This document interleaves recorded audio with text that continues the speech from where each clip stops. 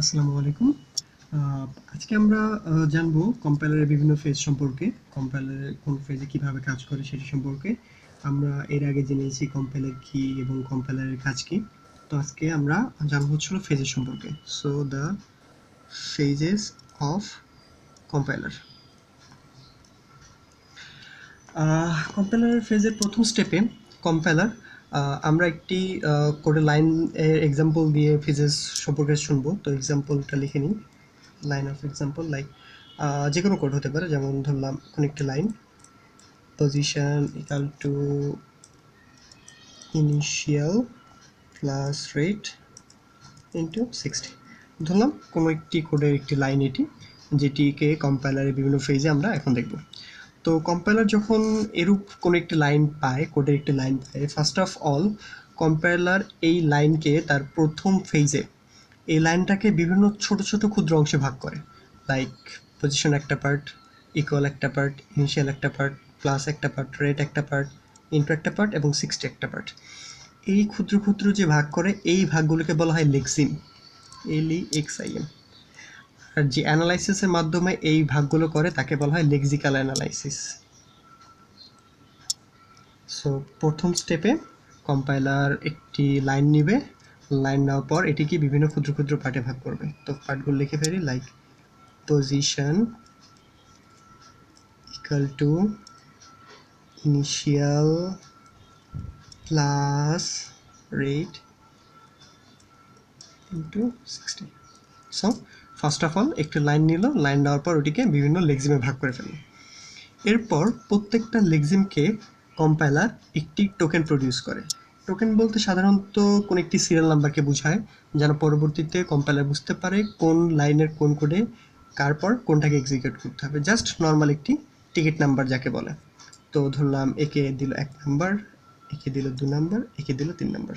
তো টোকেন দেওয়ার সময় কম্পাইলার শুধুমাত্র ভ্যারিয়েবলগুলোকে টোকেন প্রডিউস করে, অপারেটর কিংবা ডিরেক্ট যেসব ভ্যালু সেগুলোকে সে টোকেন প্রডিউস করে না। তো ধরলাম এটার নাম দিল ID1 ইকুয়াল টু যা ছিল তাই, এটা ID2 প্লাস যা ছিল তাই, রেট হচ্ছিল ID3 ইন্টু যা ছিল তাই এবং 60। তো এটা হচ্ছিল কম্পাইলারের ফেজের প্রথম স্টেপ। সে কোন একটি কোডের লাইনকে নিবে, তারপর একে বিভিন্ন লেক্সিক্যাল অ্যানালাইসিসের মাধ্যমে ছোট ছোট লেক্সিমে ভাগ করবে, তারপর এইটিকে একটি টোকেন প্রডিউস করবে। সো আমরা প্রথম লাইনটা দেখি। প্রথম স্টেপটা হচ্ছিল আমাদের এই স্টেপ। প্রথম স্টেপে সে কী কাজ করলো, একটি সোর্স প্রোগ্রামকে নিল, আমাদের এটা ছিল সোর্স প্রোগ্রাম, তারপর এটিকে লেক্সিক্যাল অ্যানালাইসিস করে টোকেন প্রডিউস করলো। এগুলো হচ্ছিল তার প্রডিউসকৃত টোকেন। এটা হচ্ছিল কম্পাইলারের ফার্স্ট স্টেপ। এর পরবর্তী স্টেপে কম্পাইলার এই টোকেনগুলো থেকে যেসব টোকেনগুলো সে প্রডিউস করে সেখান থেকে সে একটি পার্স ট্রি ড্র করে। পার্স ট্রি, এটি ট্রিকে ড্র করে তার গ্রামারের উপর বেস করে। গ্রামারের উপর বেস করার জন্য কয়েকটি রুল আছে। সে বটম আপ অ্যাপ্রোচ অ্যাপ্লাই করে, বটম আপ অ্যাপ্রোচ এটা অ্যাপ্লাই করবে এবং ধরবে যে এখানে কোনো ধরনের রুল নেই। তো এটি থেকে যদি কি ট্রিকে প্রডিউস করতে হয়, তো ট্রিকে প্রডিউস করি, রাইট থেকে লেফটের দিকে আসবো আমরা। First of all ID into 60। তো আমরা অপারেটরকে ধরবো প্যারেন্ট এবং যেগুলো অপারেন্ট আছে সেগুলোকে ধরবো আমরা চাইল্ড। তো এখানে অপারেটর ইন্টু এটাকে আমরা প্যারেন্ট ধরলাম। প্যারেন্ট ধরার পর এক পাশে লেফটে আছে ID3 এবং রাইট পাশে আছে 60। তারপর উপরে আসে এতটুকু কাজ শেষ, এখানে আবার প্লাস সাইন, এটাকে ধরলাম একটি, যার রাইট প্রান্তে আছে এত সম্পূর্ণ এবং লেফট প্রান্তে আছে ID2। তারপর এদিকে গেলে ইকুয়াল টু, এটি একটি প্যারেন্ট যার রাইটে আছে পুরোপুরি এতটুকু এবং লেফটে আছে ID, 1। সো কম্পাইলার তার ফেজের দ্বিতীয় স্টেপে কী কাজ করলো, তার যে টোকেনগুলো ছিল সেই টোকেনগুলো থেকে সে একটি পার্স ট্রিকে ড্র করলো, এটাকে বলা হয় পার্স ট্রি। তো এটি হচ্ছিল তার কম্পাইলার সেকেন্ড স্টেপ। আমরা ফার্স্ট স্টেপ দেখেছি, সোর্স প্রোগ্রাম থেকে লেক্সিক্যাল অ্যানালাইসিসের মাধ্যমে সে টোকেন প্রডিউস করে, এবং দ্বিতীয় স্টেপে সে কী কাজ করলো, টোকেনকে সিনট্যাক্স অ্যানালাইসিস করে সিনট্যাক্স ট্রি কিংবা পার্স ট্রিকে ড্র করলো। এটা হচ্ছিল কম্পাইলারের দ্বিতীয় ফেজ। আচ্ছা, এর পরবর্তীতে কম্পাইলার যে ট্রিটা ড্র করলো, এই ট্রিটাতে যদি কোনো আপডেটেড কোনো কিছু করার থাকে তাহলে সেটাকে আপডেট করে ফেলে। তো আপডেট বলতে কী বোঝায়, ধরলাম আমরা কোনো কোডের মধ্যে ইন্টিজার একে ডিক্লেয়ার করে ফেলেছিলাম এবং এর ভ্যালু আমরা পরবর্তীতে সে নিয়েছি 3.3। সো এটা পসিবল না, কারণ এটা হচ্ছিল ইন্টিজার, এটা হচ্ছিল ফ্লোট।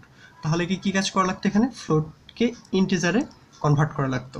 তাহলে ধরলাম যদি এই ক্ষেত্রেই ধরলাম যে 60 না হয়ে যদি আমরা এর মান আমরা 60.33 নিতাম, তাহলে কি হতো? তাহলে সেখানে কি কাজ করতো, এই পজিশনে এসে সে এখানে এটা না করে কনভার্ট করতে কি ইন্টিজার না ফ্লোট টু ইন্টিজার কনভার্ট করতো। কাকে কনভার্ট করতো? 16.33। এটাই আসলে আপডেট, এর বেশি কিছু না। কোনো একটি ট্রি থাকবে, যদি এই টাইপের কোনো কিছু থাকে যে টাইপ মিসম্যাচ, কোনো একটি টাইপকে মিসম্যাচ হয়ে গেছে, তাহলে সে কী কাজ করবে, ওইটাকে কনভার্ট করে তার আগের পার্টি নিয়ে নেবে। সো এটা হলো কম্পাইলারের থার্ড স্টেপ ছিল, যে সে যখন টোকেন থেকে কোনো একটা সিনট্যাক্স ট্রিকে ড্র করলো, তারপর সেটাকে সিম্যান্টিক অ্যানালাইসিস করে কি দেখলো, যে এটাকে আপডেটেড পার্সটিকেও করে ফেললো। লাইক এখানে যে দেখলাম যে কোনো একটি ফ্লোট ছিল, ফ্লোট থেকে সেটা আপডেট করে সেই ইন্টিজারে কনভার্ট করে নিল। সো এটা হলো এটার তৃতীয় স্টেপ। তো আমরা প্রথম স্টেপ দেখলাম, সে কোনো একটি সোর্স কোড নিয়ে লেক্সিক্যাল অ্যানালাইসিসের মাধ্যমে টোকেন প্রডিউস করলো, তারপর টোকেন থেকে সিনট্যাক্স অ্যানালাইসিস করে ট্রি ড্র করলো, ট্রিটাকে পরে আপডেটেড করলো।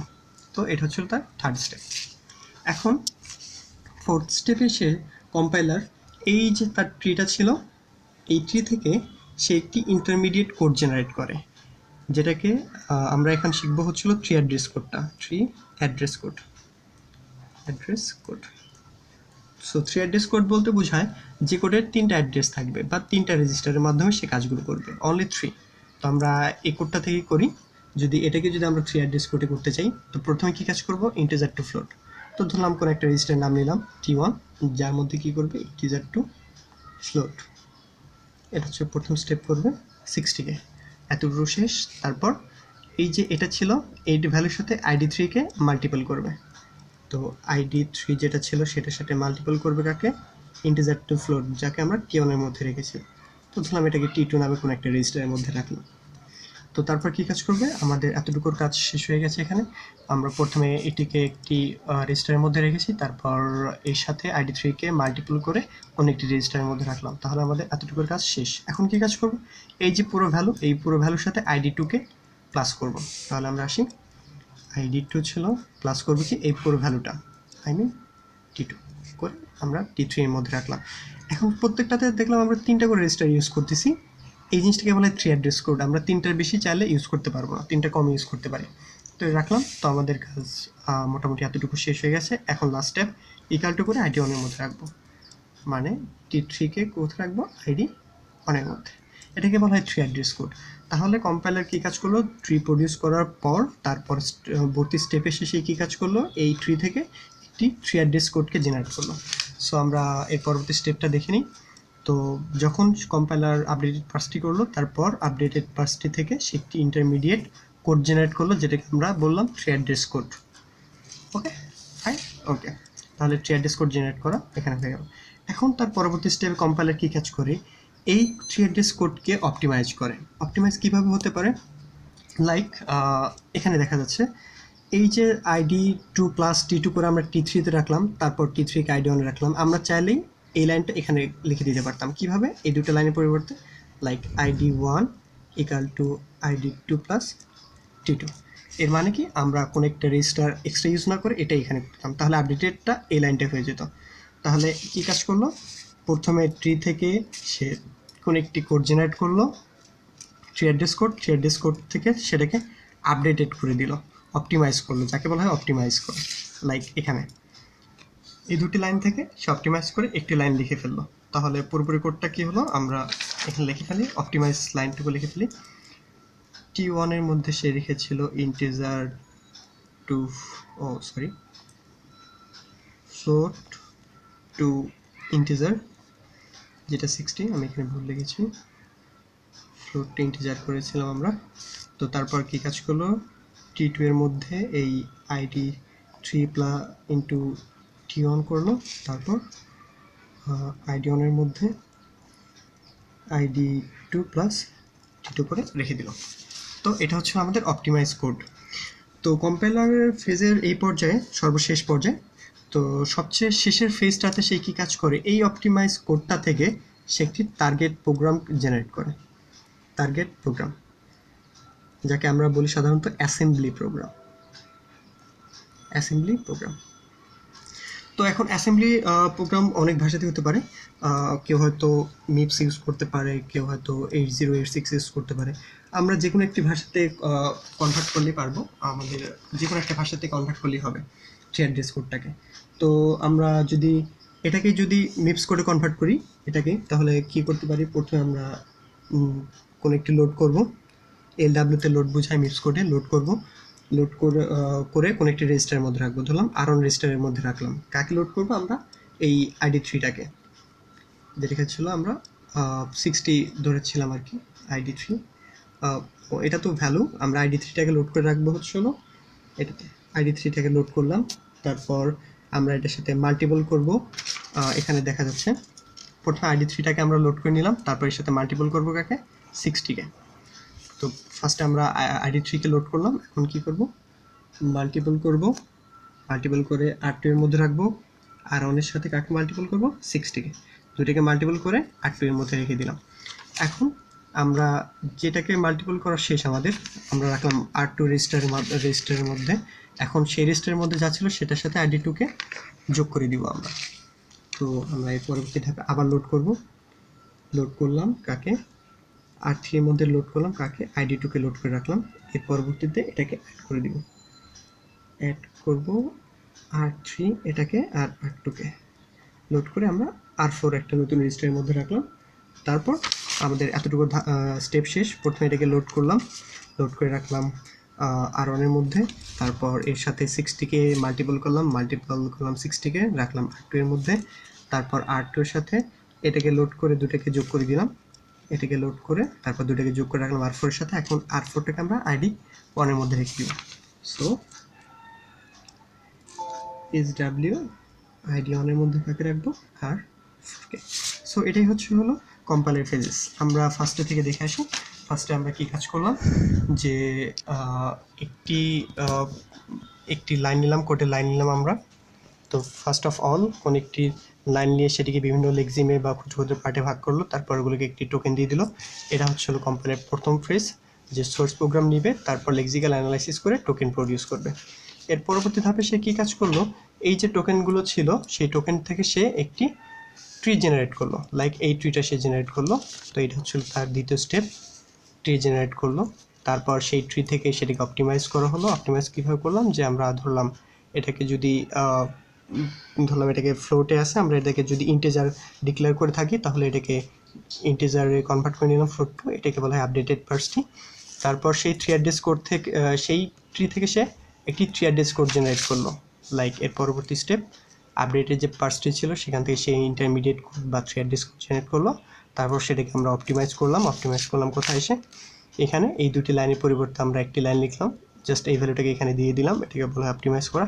তারপর সর্বশেষ ধাপে কম্পাইলার কী কাজ করে, এই অপটিমাইজ কোড থেকে সে অ্যাসেম্বলি প্রোগ্রাম বা টার্গেট প্রোগ্রাম যেটাকে বলে সেটিকে সে প্রডিউস করে। তো আমরা এখানে একটি দেখলাম, এখানে আমরা মিপস কোডে দেখেছি, এটা চাইলে 8086-এ করা যেতে পারে। সো আমি এখানে লিখে দিই 8086 এটা কীভাবে করা হবে। মুভ করলাম এই কোনো একটি রেজিস্টারের মধ্যে, ID3টাকে মুভ করলাম, তারপর মুভ করব EL এর মধ্যে করলাম 60কে,